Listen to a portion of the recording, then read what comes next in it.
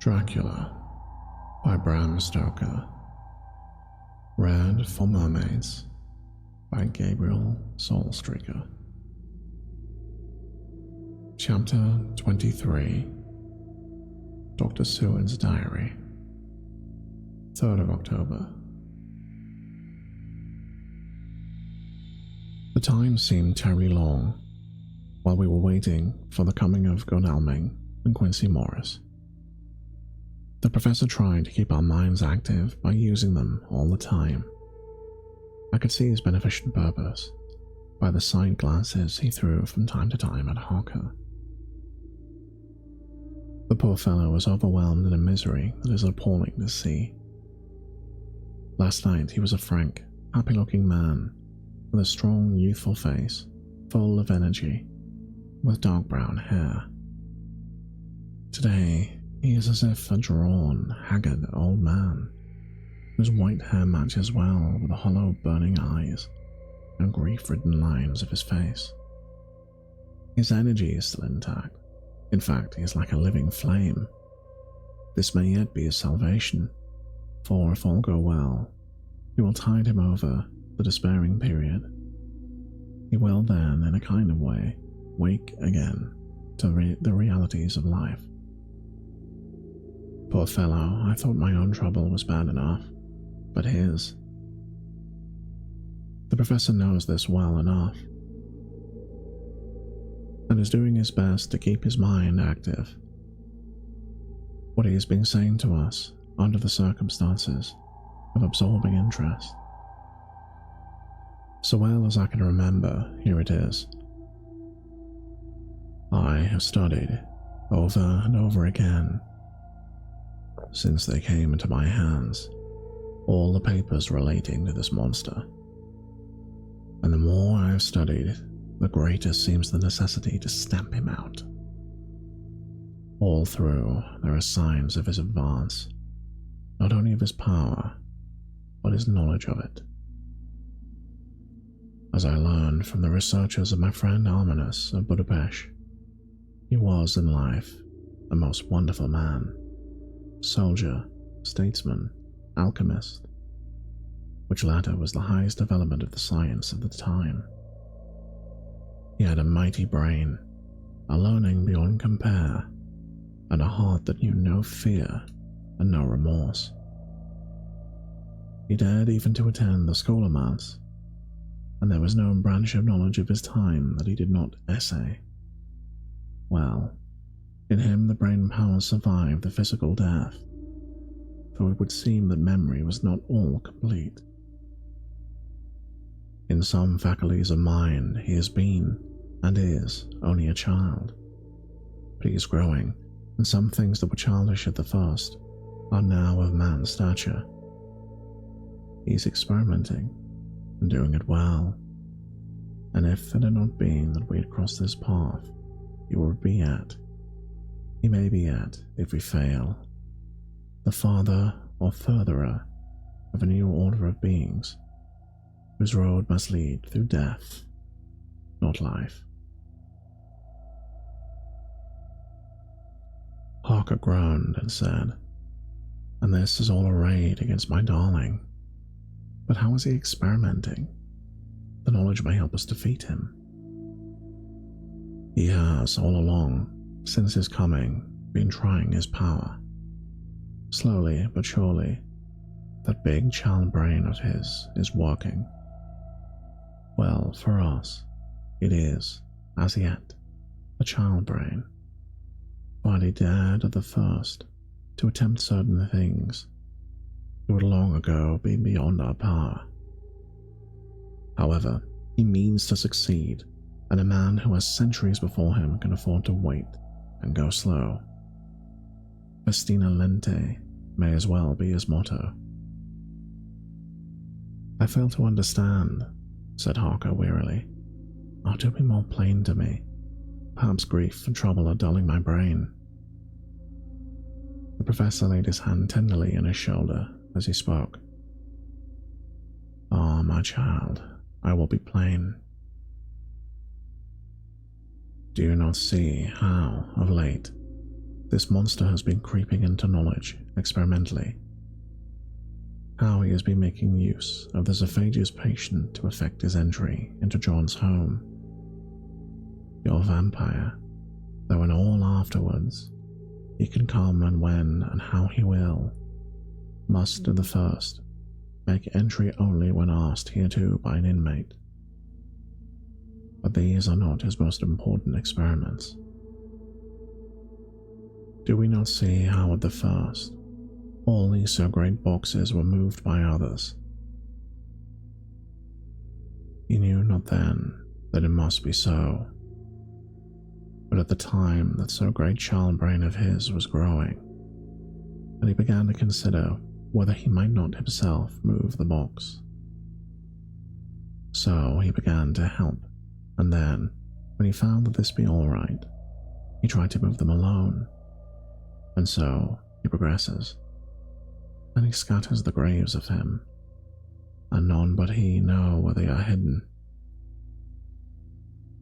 He may have to intend to bury them deep in the ground, so that he can only use them in the night, or at such time as he can change his form to do him equally well. And none may know these are his hiding place. But, my child, do not despair. This knowledge come to him just too late. Already all of his lairs but one be sterilized.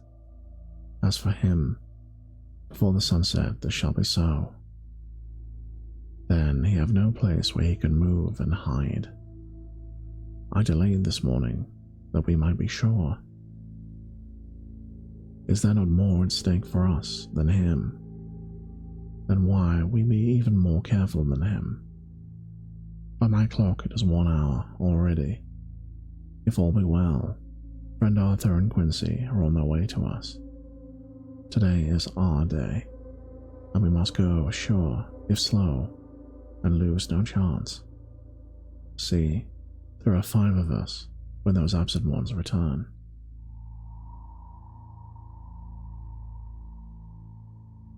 While we were speaking, we were startled by a knock at the hall door, the double postman's knock of the telegraph boy. We all moved out of the hall with impulse, and Van Helsing, holding up his hand to keep us silent, stepped to the door and opened it. The boy handed a dispatch. The professor closed the door again, and after looking in the direction, opened it and read aloud. Look out for D. He has, just now, 12:45, come from Carfax hurriedly and hastened south. He seems to be going the round and may want to see you. Mina. There was a pause broken by Jonathan Harker's voice. Now, God be thanked, we shall soon meet. Van Helsing turned to him quickly and said, God will act in his own way in time.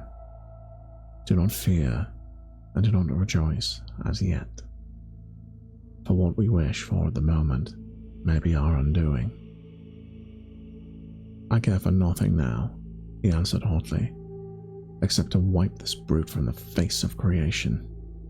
I would sell my soul to do it. Oh, hush, hush, my child, said Van Helsing. God does not purchase souls in the wise, and the devil, though he may purchase, does not keep faith. But God is merciful and just, and knows your pain and your devotion to that dear Madam Mina. Think how your pain would be doubled, did she but hear your wild words. Do not fear any of us, we are all devoted to this cause, and today shall see the end. The time is coming for action. Today this vampire is limited to the powers of man. Until sunset, he may not change. It will take him time to arrive here. See, it is 20 minutes past 1, and there are yet some times before he can hither come, be he never so quick. What we must hope for is that my Lord Arthur and Quincy arrive first.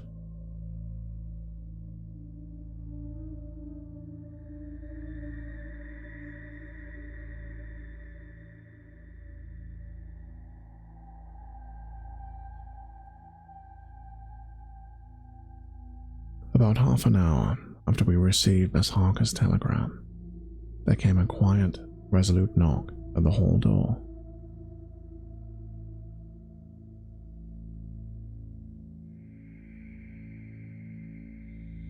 It was just an ordinary knock, such as is given hourly by thousands of gentlemen, but it made the professor's heart and mine beat loudly. We looked at each other, and together moved out into the hall. We each held ready to use our various armaments, spiritual in the left hand, the mortal in the right. Van Helsing pulled back the latch, and holding the door half open, stood back, both hands ready for action. The gladness of our hearts must have shown on the faces when on the step, close to the door, we saw Lord Godalming and Quincy Morris. They came in quickly and closed the door behind them, the former saying as they moved along the hall, "It is all right. We found both places. 6 boxes in each, and we destroyed them all." "Destroyed?" asked the professor. "For him?" We were silent for a minute. Quincy said, "There's nothing to do but wait here. If, however, he doesn't turn up by 5 o'clock, we must start off. It won't do to leave Miss Harker alone after sunset." "He will be here before long now," said Van Helsing, who had been consulting his pocketbook. Nota bene. In Madame's telegram, he went south from Carfax. That means he went across the river, and he could only do so at the slack of tide, which should be something before 1. That he went south has a meaning for us. He as of yet only suspicious, and he went from Carfax first to the place where he would suspect interference least.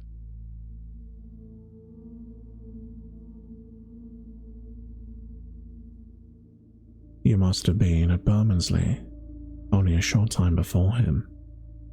That he is not here already shows that he went to Mile End next. This took him some time, for he would then have been carried over the river in some way. Believe me, my friends, we shall not have long to wait now.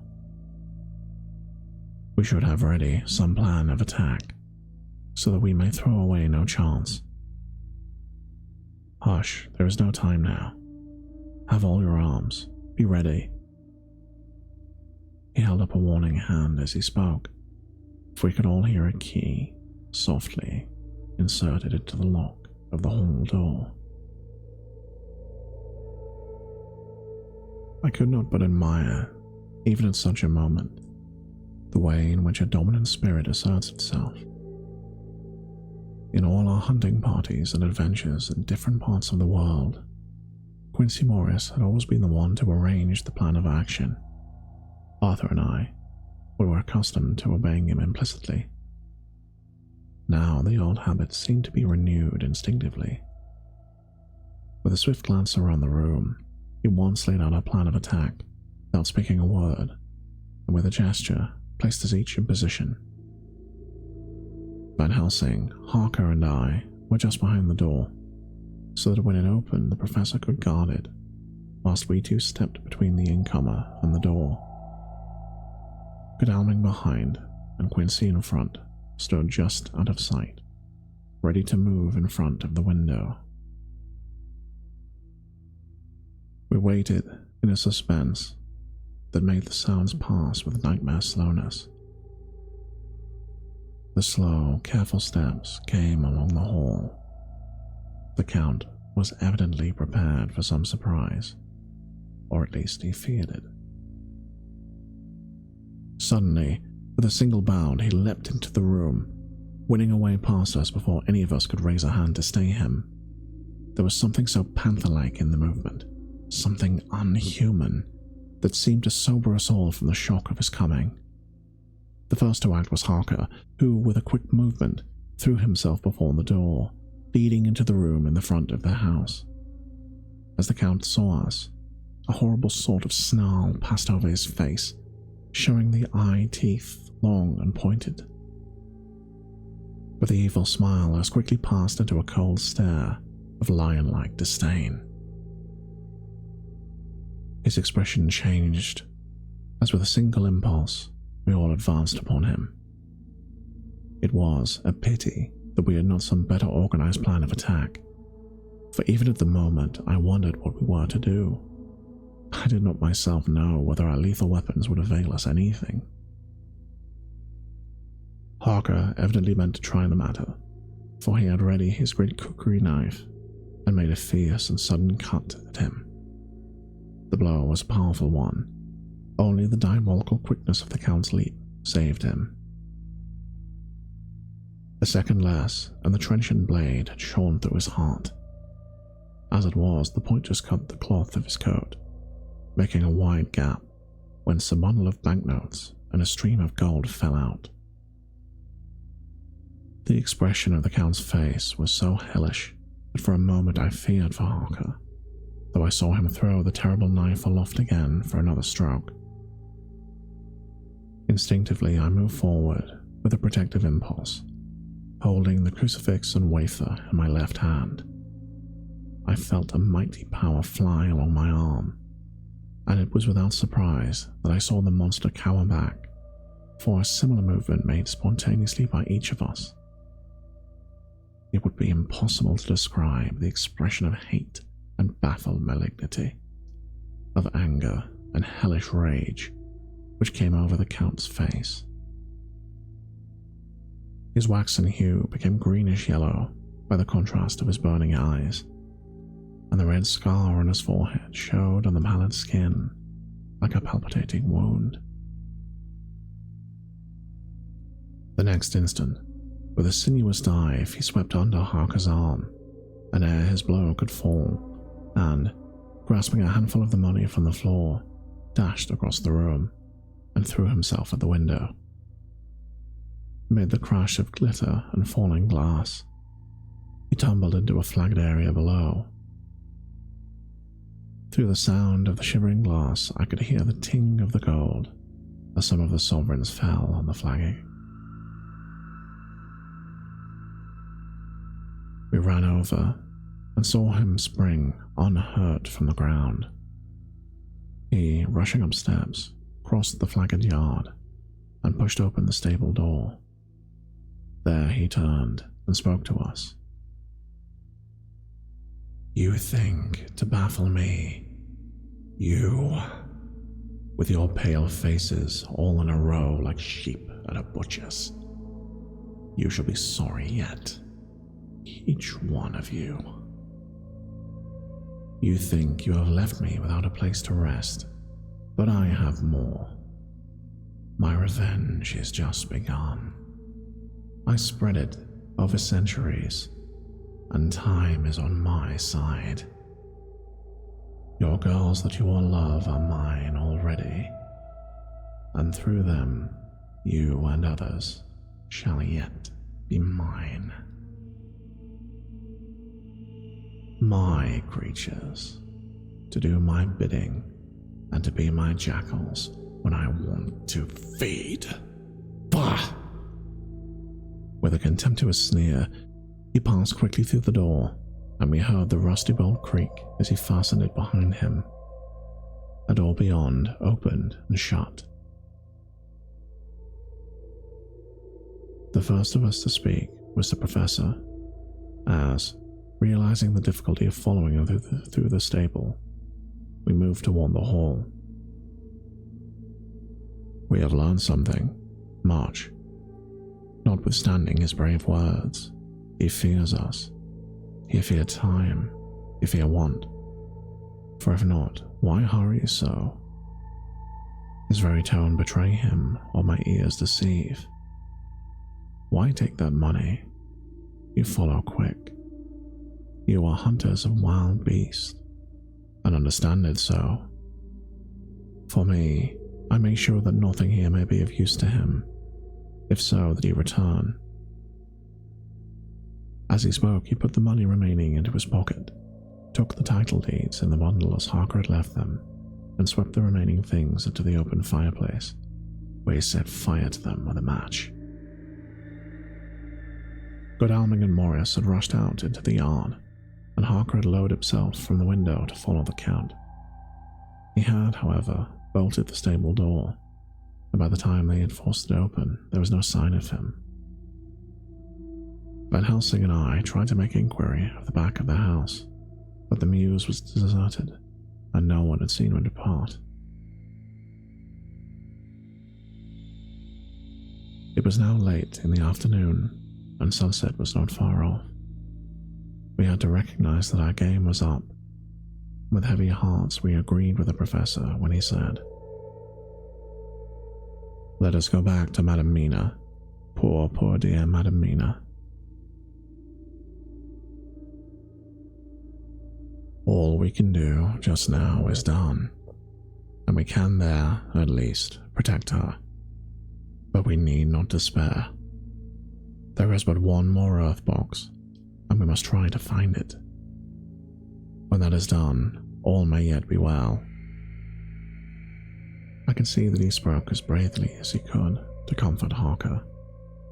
The poor fellow was quite broken down. Now and again he gave a low groan that he could not suppress, thinking of his wife. With sad hearts we came back to my house, where we found Mrs. Harker waiting for us, with an appearance of cheerfulness which did honor to her bravery and unselfishness.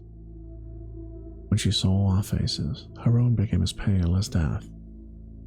For a second or two her eyes were closed, as if she were in secret prayer, and then she said cheerfully, "I can never thank you enough. Oh, my poor darling." As she spoke, she took her husband's grey head in her hands and kissed it. "Lay your poor head here and rest it. All will be well, my dear. God will protect us, if he so will it, in his good name and intent." The poor fellow groaned. There was no place for words in his sublime misery.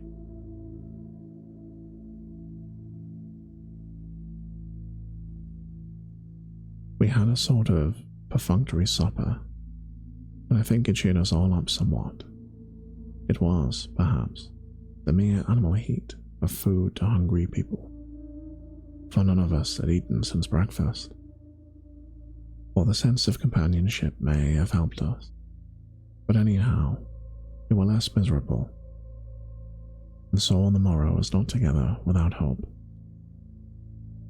True to our purpose, we told Mrs. Harker everything which had passed, and although she grew snowy white at times when the danger had seemed to threaten her husband, and red at the others when his devotion to her was manifest, she listened bravely and with calmness. When we came to the part where Harker had rushed the Count so recklessly, she clung to her husband's arm and held it tight, as though she were clinging. Her clinging could protect him from any harm that might come. She said nothing, however, till the narration was all done, and matters had been brought up right to the present time. Then, without letting go her husband's hand, she stood up amongst us and spoke. Oh, that I could give any idea of the scene. That sweet, sweet, good woman, in all radiant beauty of her youth and animation, with a red scar on her forehead, of which she was conscious, and we saw with the grinding of our teeth. Remembering whence and how it came, her loving kindness against our grim hate, her tender faith against all our fears and doubting, and we, knowing so far as symbols went, she with all her goodness and purity and faith, was outcast from God. "Jonathan," she said, and the words sounded like music on her lips. It was so full of love and tenderness. Jonathan, dear, and you, all my true friends, I want you to bear something in mind through this dreadful time. I know that you must fight, that you must destroy even as you destroyed the false Lucy, so the true me Lucy may live hereafter. But it is not a work of hate. That poor soul who has wrought this misery is the saddest case of all. Just think, what will be his joy when he too is destroyed in this worser part, that his better part may yet have spiritual immortality. You must be pitiful to him too, though it may not hold your hands from his destruction. As she spoke, I could see her husband's face darken and draw together, as though the passion in him was shriveling, his being deep to its core. Instinctively, the clasp on his wife's hand grew closer, till his knuckles looked white. She did not flinch from the pain, which I knew she must have suffered, but looked at him with eyes that were more appealing than ever. As she stopped speaking, he leapt to his feet, almost tearing his hand from hers as he spoke. May God give him into my earthly hand just long enough to destroy that earthly life of him which we are aiming at. If beyond it I could send his soul forever and ever to burning hell, I would. Oh, hush, in the name of good God. Don't say such things, Jonathan, my husband, or you will crush me with fear and horror. Just think, my dear, I've been thinking all this long, long day of it, that perhaps someday I too may need such pity, and that some other like you and with equal cause for anger may deny it to me. My husband, indeed, I would have spared you such a thought, had there been another way. But I pray that God may not have treasured your wild words, except as the broken wail of a very loving and sorely stricken man. Oh God, let these poor white hairs go in evidence of what he has suffered, who all his life has done no wrong, and on whom so many sorrows have come. We men were all in tears now. There was no resisting them, and we wept openly. She wept too, to see that her sweeter counsels had prevailed. Her husband flung himself on his knees beside her, and putting his arms around her, hid his face in the folds of her dress. Van Helsing beckoned to us, and we stole out of the room, leaving the two loving hearts alone with God. Before they retired, the professor fixed up the room against any coming of the vampire, and assured Mrs. Harker that she might rest in peace. She tried to school herself to the belief, and manifestly for her husband's sake, tried to seem content. It was a brave struggle, and was, I think and believe, not without its reward. Van Helsing had placed a hand at a bell, which either of them was to sound in case of any emergency. When they had retired, Quincy, Godalming, and I arranged that we should sit up, dividing the night between us, and watch over the safety of the poor lady. The first watch fell to Quincy, so the rest of us shall be off to bed as soon as we can. Godalming has already turned in for his sister's... let me just try that again. Godalming has already turned in, for his is the second watch. Now that my work is done, I, too, shall go to bed.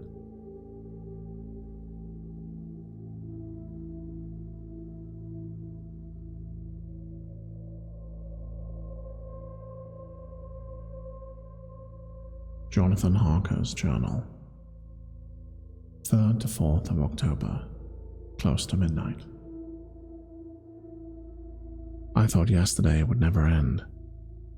There was over me a yearning for sleep, and some sort of blind relief that to wake would be to find things changed, and that any change must now be for the better. Before we parted, we discussed what our next step would be, but we could arrive at no result. All we knew was that one earth box remained, and that the Count alone knew where it was. If he chooses to lie hidden, he may baffle us for years, and in the meantime, the thought is too horrible. I don't want to think of it even now. This I know, that if ever there was a woman who was all perfection, that one is my poor, wrong darling. I love her 1,000 times more for a sweet pity of last night. A pity that made my own hate of the monster seem despicable. Surely God will not permit the world to be poorer by the loss of such a creature. This is hope to me. We are all drifting reefwards now, and faith is our only anchor. Thank God, Mina is sleeping, and sleeping without dreams.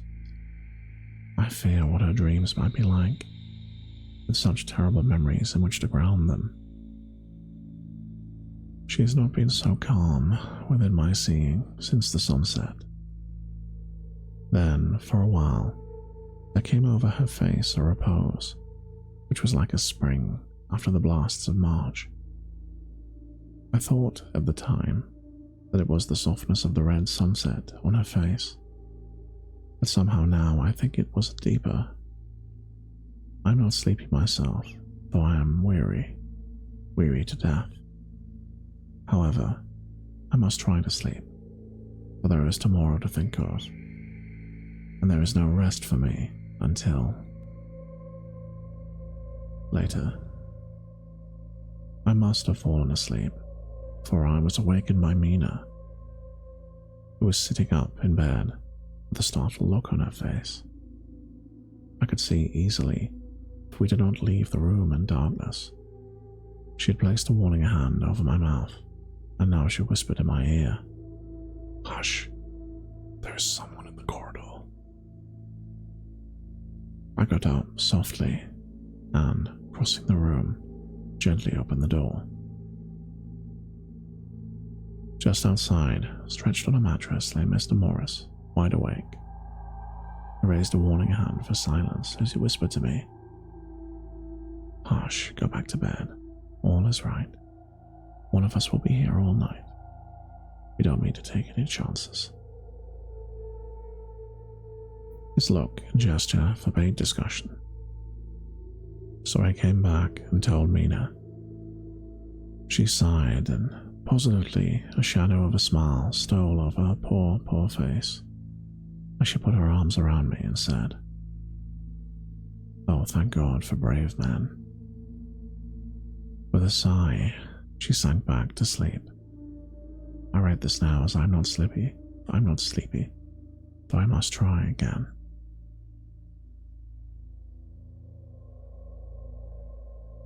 October 4th, morning.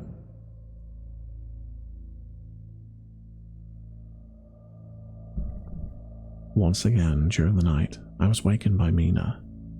This time we had all a good sleep, for the grey of the coming dawn was making the windows into sharp oblongs, and the gas flame was like a speck rather than a disk of light. She said to me hurriedly, "Go, call the professor. I want to see him at once." "Why?" I asked. "I have an idea. I suppose it must have came in the night and matured without my knowing it. He must hypnotize me before dawn, and then I shall be able to speak. Go, quick, dearest. Time is growing close." I went to the door, and Dr. Seward was resting on the mattress, and seeing me, he sprang to his feet. "Is anything wrong?" he asked, in alarm. "No," I replied, "but Mina wants to see Dr. Van Helsing at once." "I will go," he said, and hurried to the professor's room. In 2 or 3 minutes, Van Helsing was in the room in his dressing gown, and Mr. Morris and Lord Godalming were with Dr. Seward at the door, asking questions.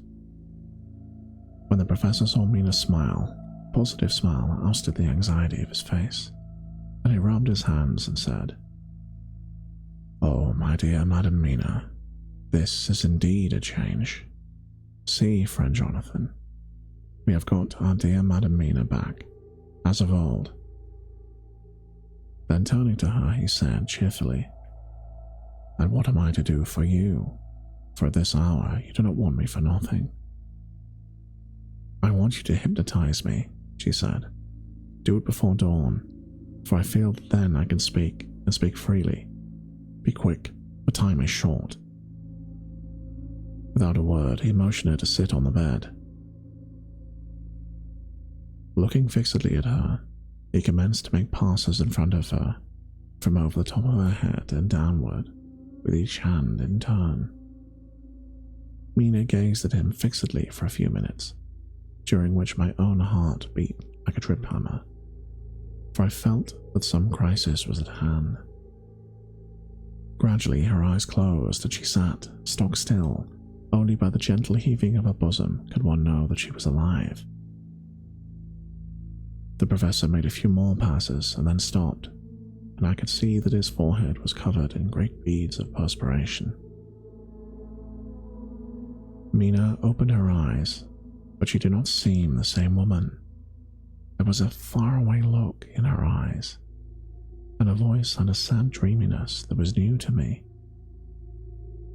Raising his hand to impose silence, the professor motioned to me to bring the others in. They came on tiptoe, closing the door behind them, and stood at the foot of the bed, looking on. Mina appeared to not see them. The stillness was broken by Van Helsing's voice, speaking in a low, level tone, which would not break the current of her thoughts.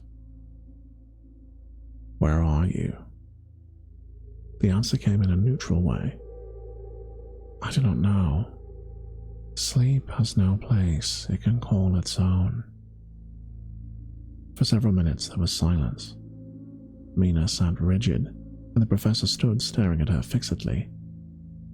The rest of us hardly dared to breathe. The room was growing lighter. Without taking his eyes from Mina's face, Dr. Van Helsing motioned me to pull up the blind. I did so, and the day seemed just upon us. A red streak shot up, and a rosy light seemed to diffuse itself in the room. On an instant, the professor spoke again. "Where are you now?" The answer came dreamily, but with intention. It were as though she were interpreting something. I have heard her use the same tone when reading her shorthand notes. "I do not know. It is all strange to me." "What do you see?" "I can see nothing. It is all dark." "What do you hear?" I could detect the strain in the professor's patient voice. "The lapping of water. It is gurgling by, and little waves leap. I can hear them on the outside." "Then are you on a ship?" We all looked at each other, trying to glean something from the other. We were afraid to think, and the answer came quick. "Oh, yes." "What else do you hear?"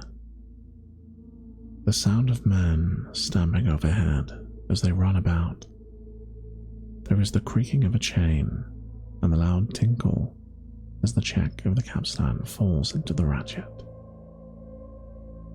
"What are you doing?" "I am still. Oh, so still, like death." The voice faded away into a deep breath, as one of sleeping, and the open eyes closed again. By this time, the sun had risen, and we were all in full light of day. Dr. Van Helsing placed his hands on Mina's shoulders and laid her head down softly on her pillow.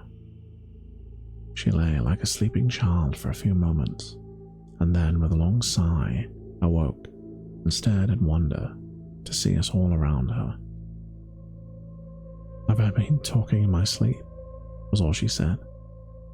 She seemed, however, to know the situation without telling, though she was eager to know what she had told. The professor repeated the conversation, and she said, "Then there is not a moment to lose. It may yet be too late." Mr. Morris and Lord Godalming started for the door, but the professor's calm voice called them back. "Stay, my friends. That ship, wherever it was weighing anchor while she spoke. There are many ships weighing anchor at the moment in your so great port of London. Which of them is it that you seek? God be thanked that we have once again a clue, though whither it may lead us, we know not. We have been blind somewhat, blind after the manner of men. Since when can we look back? We see what we might have seen looking forward, if we had been able to see what we might have seen. Alas, that sentence is a puzzle, is it not? We can know now what was in the Count's mind when he seized the money, though Jonathan Sophia's knife put him in the danger that even he dread. He meant escape. Hear me, escape. He saw that with the one earth box left, and a pack of men following like dogs after a fox, this London was no place for him. He have take his last earth box on board a ship, and he leave this land. He think to escape, but no, we follow him. Tally-ho, as friend Arthur would say when he put on his red frock. Our old fox is wily, oh so wily, and we must follow with wile. I too am wily, and I think his mind in a little while. In the meantime we may rest and in peace, for there are waters between us which he do not want to pass, and which he could not, if he would, unless the ship were to touch the land, and then only at full or slack tide. See, the sun has just rose, and all day to sunset is to us. Let us take bath and dress, and have breakfast which we all need, and which we can eat comfortably, since he not be in the same land as us." Mina looked at him appealingly as she asked, "But why need to seek him further when he has gone away?" He took her hand and patted it as he replied, "Ask me nothing yet. When we have had breakfast, I will answer all questions." He would say no more, and we separated to dress. After breakfast, Mina repeated her question. He looked at her gravely for a minute and said sorrowfully, "Because, dear Madam Mina, now more than ever, we must find him, even if we have to follow him to the jaws of hell." She grew paler as she asked faintly, "Why?" "Because," he answered solemnly, "he can live for centuries, and you are but mortal woman. Time is now to be dreaded, since once he put that mark upon your throat." I was just in time to catch her as she fell forward and fainted.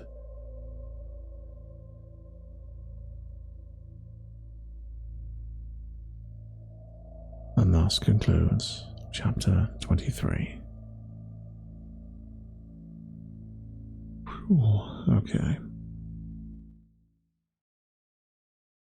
So before I keep going, I'm just going to talk a little bit about what these streams have been about. So I've been streaming Dracula all month and also playing Alien Rogue Incursion VR, both of which are very spooky things. And this has all been in aid of the charity known as Mermaids. So Mermaids are a fantastic charity that help and advocate and support for trans, non-binary and gender diverse youth. They do fantastic work, they really are wonderful, and I am running a campaign all month to raise money for them. We've already raised £110, and huge thanks to the people who have donated. Sylvek the Owl especially, who won the super shout out, or got the super shout out bonus for the campaign. Thank you so much, Sylvek, and thank you everyone who's donated as well. We appreciate all the donations. Mermaids actually reached out to me, and they've already thanked me for the donations that have been made, and as a result, I would thank you, all of you, because it's your money, and they will benefit enormously from those donations. So the campaign is on Tiltify. If you're in the stream now, the link is in the chat. Failing that, it will be in the description, and please take a look. It's on, as I said, it's on Tiltify, which is a really good service for supporting charities for streamers and so on. People might remember it was the service that was used by Iron Mouse recently for raising money for the Immune Deficiency Fund. So, it's a well-known service, and your money is secure. And also, very quickly, because this is something someone reached out to me about, there is a goal of £1,000, and we're nearly at the end of October. We've raised 110. We're not going to hit the 1,000, that's fine. The reason I say this is because somebody asked me, what was it like Kickstarter? If they didn't raise the 1,000, would they not receive the money? It's not like that. Don't worry about that. They'll receive any donation that you make. When you make a campaign on Tiltify, you have to set a total, and I just picked £1,000 because it was a nice round number. So any donation you make will go to them, and very much one of those every penny makes a difference kind of situations. So if you're fortunate enough to be in a position to donate, please do, and thank you in advance. And if you know anyone that might donate or might be interested in the cause, please share the link with them. And if you just want to be here and watch, that's fine too. You're helping in your own way, because hopefully you being here will push up the numbers of the algorithm, and that may attract more people in, and they will see the link and they might donate. So in advance, whether you are donating, sharing, or just watching, on behalf of Mermaids, thank you.